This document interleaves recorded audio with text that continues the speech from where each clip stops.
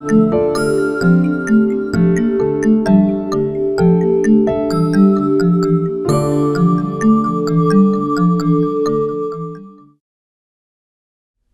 are a few characters from television as iconic as Mr. Spock from the series Star Trek. Portrayed by actor Leonard Nimoy, Spock would come to epitomize the image of the unflappable intellectual who used cold logic to make almost every decision. His popularity made him a logical choice to be the first character from the show to be made into a plastic model kit. But AMT beat Aurora in getting the overall series license for Star Trek in a convoluted deal that required, amongst other things, AMT having to provide expensive props for the show. Although AMT made good on the deal with the studio, they just wanted to make the spaceships and were not interested in making figure kits.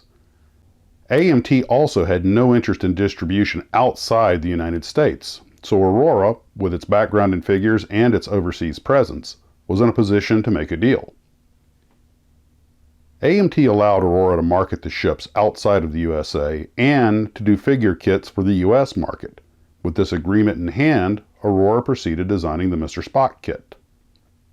In the April of 1968, HMS Associates, who did a great deal of subcontracting work with Aurora, developed some drawings showing different ideas for the model.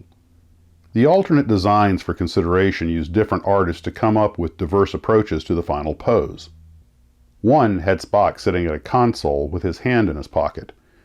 It may have been designed this way so that it could link up with a potential kit of Captain Kirk, the way the two Man from U.S.S. kits formed one large scene.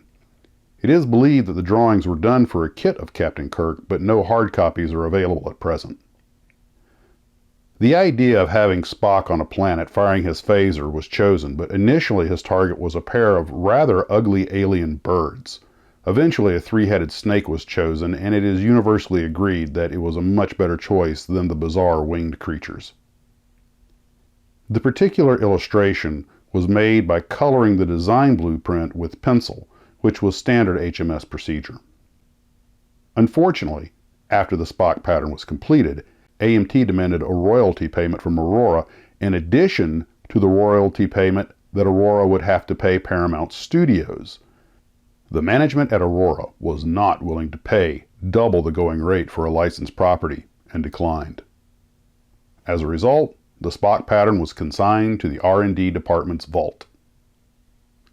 Despite this issue, AMT and Aurora did work out a deal for distribution of the spaceship kits in Canada and Europe, and the initial Star Trek kits found outside the United States carried Aurora logos. Years later, probably around 1972, a top executive from Aurora, UK visited West Hempstead looking for Aurora products that he could sell back home. Andy Yanchus pulled the Spock pattern from the vault and the executive's eyes lit up. "We can have this tooled in Portugal," he said. And so, after years of collecting dust, the Spock pattern was off on a long journey to fulfill its destiny. Aurora UK used a photo of the model instead of the artwork on the box. The photo is of the original handmade pattern, not an assembled kit. Of course, now that Spock was a cultural phenomenon, and Aurora had done all the work, AMT suddenly didn't have a problem with marketing a figure kit. Aurora UK may have initially leased the mold to AMT, but after their Star Trek license expired, Aurora UK would have had no need for the Spock mold, so they could have sold it outright to AMT. One other issue was that AMT's original Star Trek boxes were all rather large, which retailers did not like, so they reduced the size of them all, including Spock, but there were no changes to the parts. The third AMT box was for the first Star Trek movie. The Spock mold was modified with the snake eliminated and Spock's uniform updated. Years later, the original version of the kit with the snake was reissued, but by then Aurora was no longer in business. In fact, Aurora never sold the Spock kit in the United States. AMT Earl would occasionally release the kit, as well as starting a series of vinyl Star Trek figures, but now it is all owned by Round 2 and Presidian Capital. So now you know why AMT produced a one-off figure kit, which was originally made by Aurora.